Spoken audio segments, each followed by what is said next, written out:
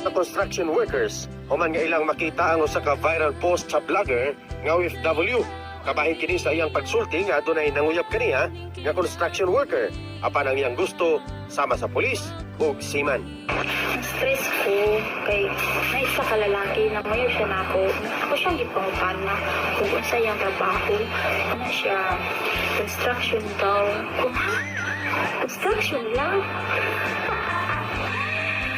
Wa ka naglantaw, wa ka naghuna-huna. Kaning dagwayan ni, padulong rag construction. Hoy, na construction, paminaw. Kabalong daw, mga akong ginapili.